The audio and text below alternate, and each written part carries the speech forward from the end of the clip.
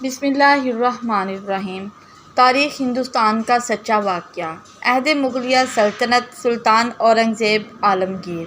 پنڈت لالہ رام کاسی بنارس کے پنڈتوں میں سے ایک مشہور گھرانہ تھا۔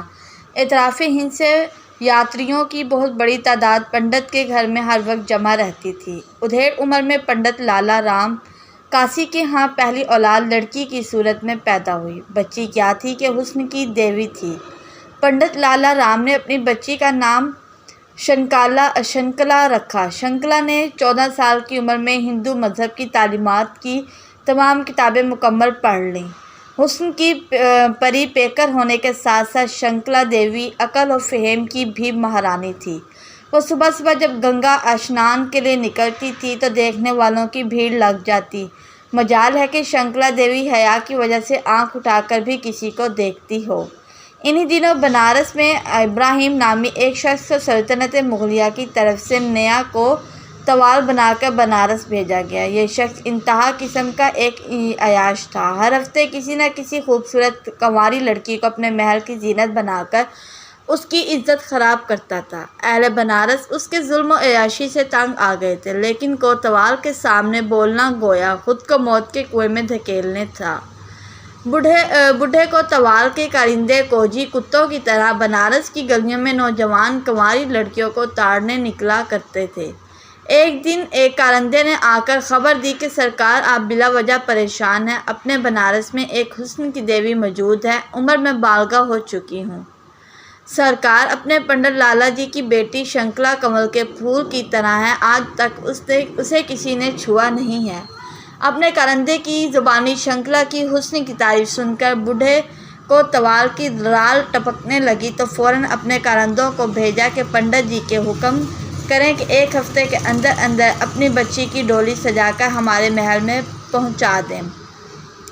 اگر پنڈت نے حکم عدولی کی تو انجام اچھا نہیں ہوگا۔ کارندوں کی زبان بوڑھے کوتوال کا پیغام سن کر پنڈت کے گھر میں گویا صف ماتم بچ گیا۔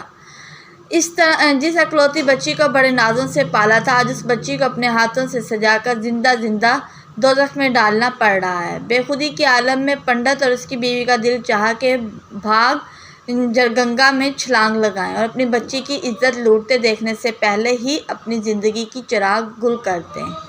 شنکلا نے منت سماجت کر کے اپنے بابو جی کو خودکشی کرنے سے روکا اور کہا، آپ کوتوال کے پاس جائیے اور اسے 1 مہینے کی مہلت لے لیجیے۔ اسے کہیے کہ مہاراج، ہماری بچی اکلوتی ہے، ہمارے دل کے ارمان ہیں، اس کی ڈولی سجانے کے لیے ہمیں مہلت دیجیے۔ پنڈت کی زبانی خلاف توقع جواب سن کر بوڑھے کوتوال کی گویا من کی مراد پوری ہو گئی۔ کہا، پنڈت جی جائیے، تمہیں ایک مہلت ہے۔ مہلت ملتے ہی شنکلا نے اپنے باپ سے کہا کہ بابو جی 2 دن کے اندر اندر میرے لیے شہزادوں کے کپڑوں، کمر بند ٹپکا اور ایک تلوار کا بندوبست کیجیے۔ اگر بھگوان کی کرپا رہی تو مہینے بعد وہ چکی ہی نہیں رہے گی جس سے آٹے کو پیسا جا رہا ہے۔ 2 دن کے اندر اندر شنکلا کو مذکورہ تمام چیزیں پنڈت نے مہیا کیں۔ اگلی رات منہ اندھیرے شنکلا بھیس بدل کر گھوڑے پر سوار ہو کر ایک آنکھ دیکھے سفر کو روانہ ہوئی۔ منزلوں کی مسافتیں طے کرتے ہوئے شنکلا مغلیہ شہزادے کے بھیس میں بھارت کی راجدھانی دلی پہنچ گئی۔ جمعے کا دن ہے۔ بھارت کی راجدھانی دلی کے جامع مسجد میں نمازیوں کا تانتا بندھا ہوا ہے۔ مختلف علاقوں سے علماء کرام اعظام کی ڈولیاں بھی جامع مسجد کے دروازے پر لگ چکی ہیں۔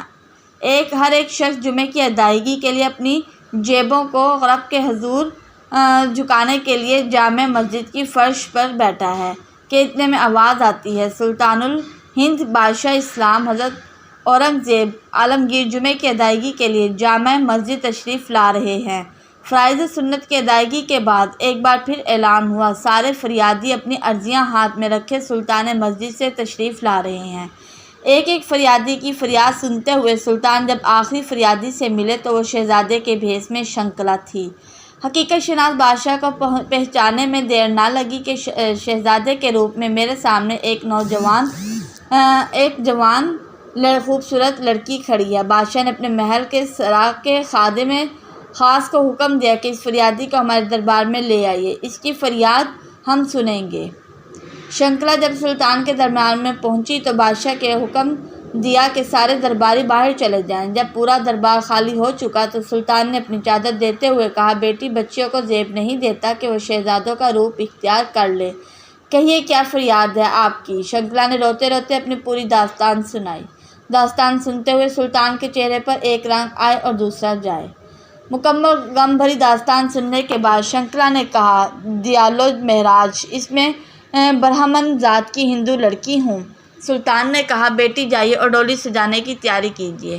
مایوس کن جواب سن کر شنکلا کے دل کا تو گویا اب گرنا ہی ٹوٹ گیا۔ بوجھل قدموں میں واپس آئی۔ مہلت میں صرف اب ایک دن رہ گیا۔ شنکلا دلہن کی طرح سج دھج کر ڈولی میں بیٹھ گئی۔ بوڑھے کو طوال کہ آج خوشی کا دن ہے۔ وہ اپنے مونچھوں کو تاؤ دے کر تخت پر بیٹھا خوشی سے پھولے نہیں سما رہا۔ آج اس کے حرم سرا میں شنکلا جیسی حسن کی دیوی داخل ہو رہی ہے۔ بوڑھے نے اعلان کیا، جب تک فقیروں میں روپے پیسے نہ لٹاؤں تب تک شنکلا کی ڈولی حرم میں داخل نہ کی جائے۔ پورا اہل بنارس کو طوال کے ظلم سے تنگ ہے۔ کمزوری کی وجہ سے کوئی بھی بول نہیں پا رہا۔ فقیروں میں پیسے لٹائے جا رہے ہیں۔ اتنے میں ایک فقیر کی آواز آتی ہے، مہاراج آج ہم پر بھی کرپا ہو، ہمیں بھی کچھ دیجیے۔ بوڑھے کو طوال نے ناگواری سے جواب دیا، جو روپے زمین پر لٹائے جا رہے ہیں وہیں سے اٹھائیں۔ فقیر نے ارتجانا لہجے میں کہا، مہاراج آج تو آپ کی من کی مراد پوری ہو رہی ہے، اس لیے ہم چاہتے ہیں کہ ہمیں آپ اپنے ہاتھ سے روپے دیں۔ روپے نکالنے کے بعد بوڑھا کو طوال جوں ہی مڑا تو فقیر نے میلا کچیلا لباس پھینک دیا۔ اب جب بوڑھے کو طوال کی نظر پڑی تو کیا دیکھتا ہے کہ سامنے سلطان اورنگزیب عالمگیر کھڑے ہیں۔ مارے خوف کے بوڑھے کا خون خشک ہو چکا ہے، پاؤں گر کر معافی کا طلبگار ہوا۔ سلطان نے جلال بھرے لہجے میں کہا، تجھے اس لیے تو کوتوال مقرر کیا گیا کہ تو میری رعایا پر ظلم و ستم کرے، بچیوں کی عزتیں برباد کرے۔ اتنے میں سلطان کا فوجی دستہ بھی پہنچ چکا۔ سلطان نے حکم دیا کہ اس کے دونوں پاؤں میں زنجیریں باندھ کر ہاتھیوں کے ساتھ باندھ دیے جائیں اور ہاتھیوں کو مخالف سمت دوڑایا جائے۔ کوتوال کے ٹکڑے ہو گئے۔ یوں بوڑھے کوتوال عبرتناک سزا دے کر سلطان نے انصاف کا حق ادا کیا۔ شنکلا کی ڈولی واپس باعزت اس کے گھر پہنچا دی گئی۔ خیریت معلوم کرنے سلطان بھی وہاں پہنچ گئے۔ سلطان نے کہا، بیٹی سب سے پہلے مجھے پانی پلائیے، کیونکہ میں نے تمہاری فریاد سننے کے بعد قسم کھائی تھی کہ جب تک تجھے انصاف نہ دلاؤں کھاؤں گا نہیں پیوں گا نہیں۔ سلطان کے بھوجن کے لیے شنکلا نے کھانا تیار کیا۔ اپنے گھر کے ایک حصے میں سلطان کے نماز کے لیے جگہ صاف کی۔ جس جگہ سلطان نے 2 گنا ادا کیا، شنکلا کے باپ نے اس جگہ کو مسجد کے لیے خاص کر دیا۔ سلطان نے چاندی کے پتھر پر ایک حکم نامہ لکھا کہ اس مسجد کا انتظام یہی ہندو خاندان والے سنبھالیں گے۔ دہرانا نام کی یہ مسجد آج بھی گنگا کنارے اسی جگہ پر واقع ہے۔ یہ تھا اسلام کا نظام انصاف، ایسے ہوتے تھے مسلمان بادشاہ۔ مزید ایسی ویڈیوز دیکھنے کے لیے میرے چینل کو سبسکرائب کریں، لائک کریں، شیئر کریں۔ شکریہ۔